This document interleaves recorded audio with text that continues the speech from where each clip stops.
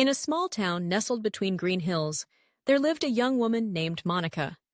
She was known among her friends for being efficient, often able to get things done faster, and with less effort than anyone else.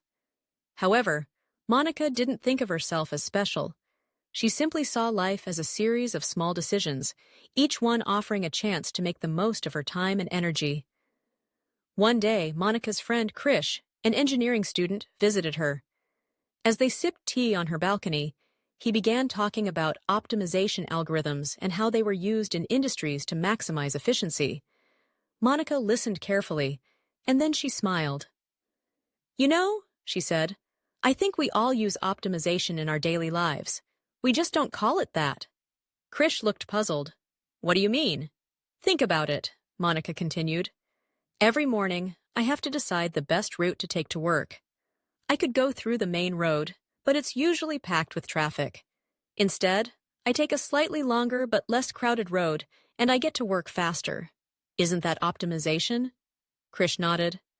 "That makes sense. You're minimizing your time, even if it means driving a little extra." Monica beamed. "Exactly! And it's not just about time. I optimize in other areas too. When I cook, I plan meals in advance. That way, I buy ingredients that can be used in multiple dishes, so I don't waste food or spend extra money. Even when I'm studying or working, I group similar tasks together to avoid constantly switching between different types of work. It helps me stay focused." As they talked, a paper hawker rode by on his bicycle, tossing newspapers to the front doors of nearby houses. Monica pointed toward him. "Look at that paper hawker," she said. "He's optimizing too." Krish raised an eyebrow. "How?" "Every day, he has to deliver papers to dozens of houses across town. But he doesn't just ride randomly. He's carefully mapped out his route to minimize the distance he has to travel while delivering all his papers. If he took a less efficient route, he'd waste more time and energy. His route is optimized to save time, fuel, and effort.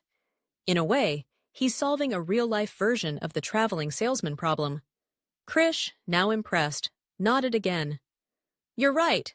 He's distributing papers in the most efficient way possible, making sure he covers all his stops without unnecessary backtracking. That's definitely optimization." Monica smiled. "Exactly. It's the same principle we use in everyday life. Whether it's figuring out the best way to distribute resources, save time, or manage our energy, we're constantly optimizing." As they continued chatting, Krish mentioned an artist who worked with the police in sketching suspects based on witness descriptions. Monica's eyes lit up. "That's another great example, she exclaimed. "Think about criminal face detection done by artists. The artist listens to a witness and tries to optimize the face sketch based on fragmented descriptions, heightening the accuracy as much as possible with limited information.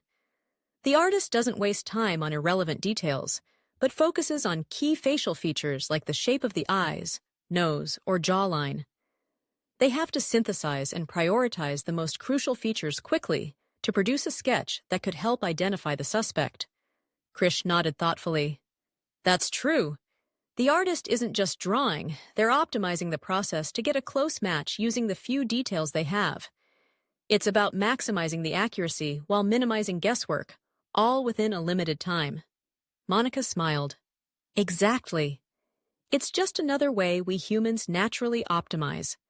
Whether it's a paper hawker plotting a route, an artist sketching a suspect, or us managing our time and resources, optimization is everywhere." Then Monica brought up another example closer to Krish's heart: preparing for exams. Take school exams or competitive exams, for instance. When I was preparing for my exams, I didn't just study everything randomly.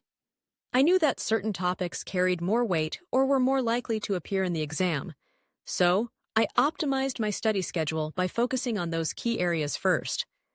I divided my time in such a way that I could cover the most important subjects thoroughly while also leaving time for revision and practice. Krish nodded in agreement, thinking back to his own exam preparation. "That's exactly how I prepare too. With competitive exams, you have limited time and an immense syllabus. You can't study everything in equal depth. You have to prioritize based on the importance of topics, difficulty, and how much time you can dedicate. That's optimization, maximizing your score with the best use of your time and energy. Monica added, and we don't just optimize what we study, but how we study. Sometimes using different methods, like practicing mock tests, summarizing notes, or watching tutorials, helps us retain information faster.